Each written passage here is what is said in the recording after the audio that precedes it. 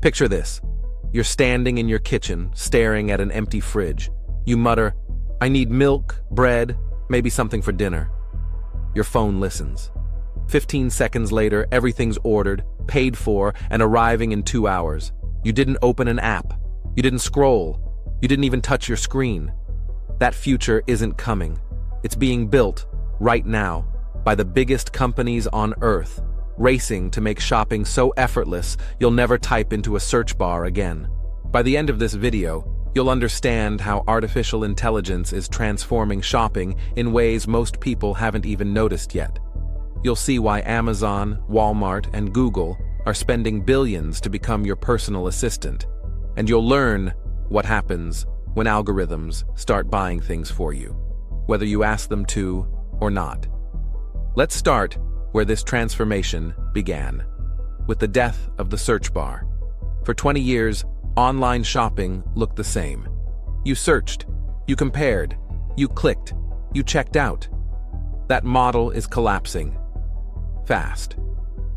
Walmart recently partnered with OpenAI to let people shop directly inside ChatGPT.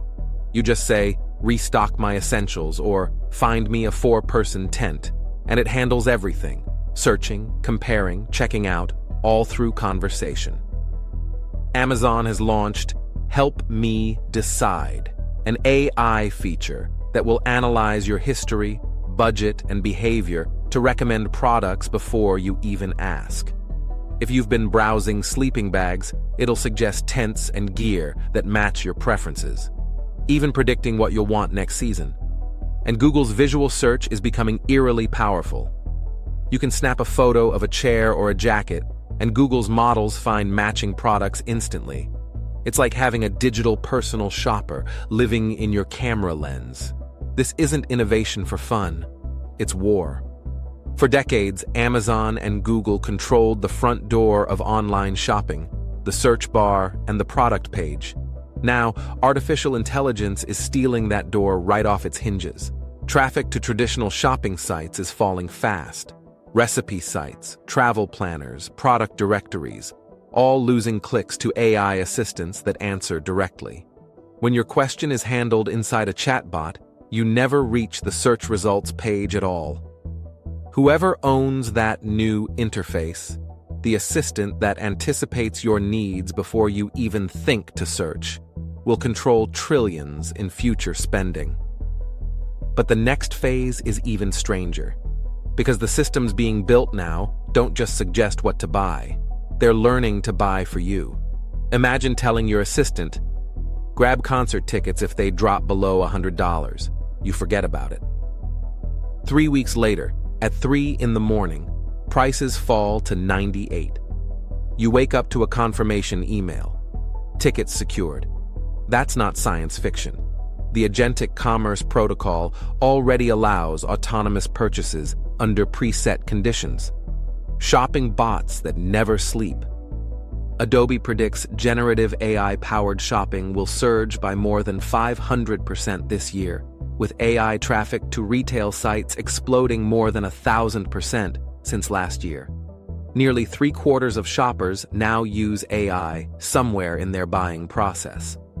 And more than 1/3 already trust algorithms as much as human sales staff. That shift took less than 2 years. But here's the part nobody's prepared for. When a machine buys something on your behalf, who's responsible if it goes wrong? If your AI assistant makes a mistaken purchase or a hacker impersonates it, who pays? The customer? The platform? The merchant? No one has an answer. Fraud rings are already adapting, designing fake agents that can mimic voice commands, hijack authentication tokens, even trigger purchases from cloned profiles. We're building a system where machines spend money for us, but we haven't built the guardrails to protect us. And not every retailer is happy about it. Amazon and Walmart have begun blocking third-party agents from transacting on their sites.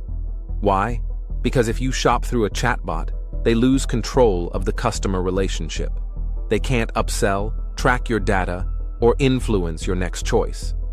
The AI assistant becomes the gatekeeper, and whoever owns that assistant controls access to you. OpenAI knows it.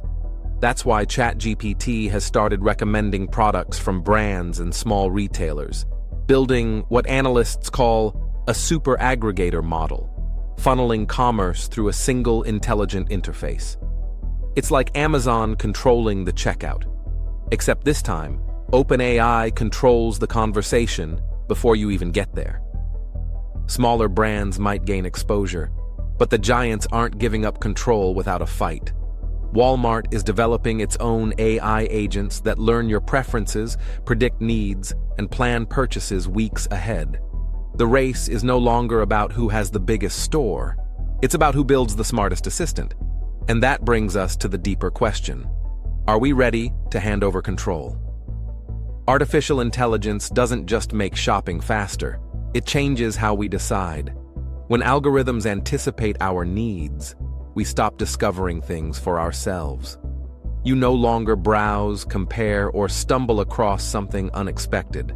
The system decides for you, based on data optimized not for your satisfaction, but for someone else's profit. Every purchase you make trains the system to predict your next one. Every click feeds it more data about your habits, income, and emotional triggers.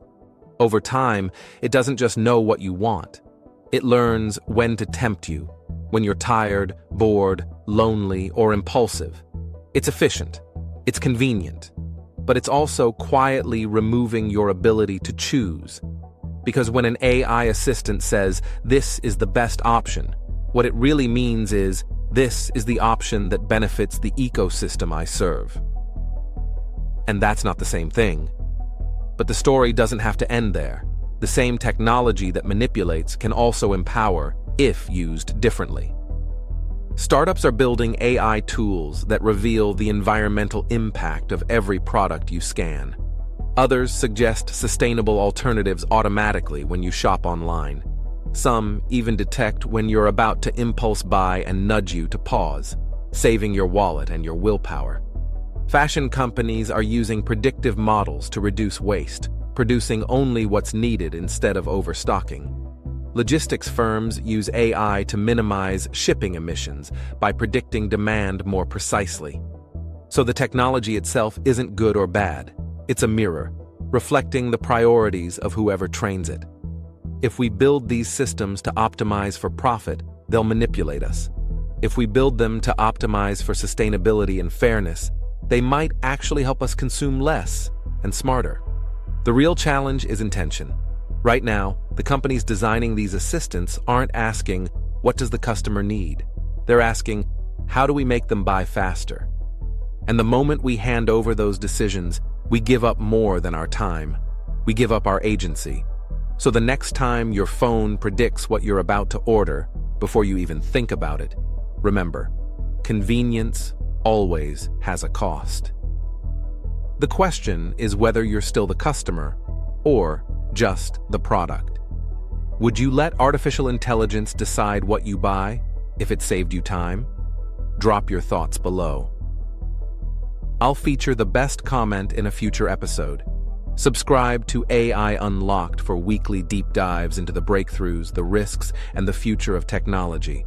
Because the future isn't coming, it's already here.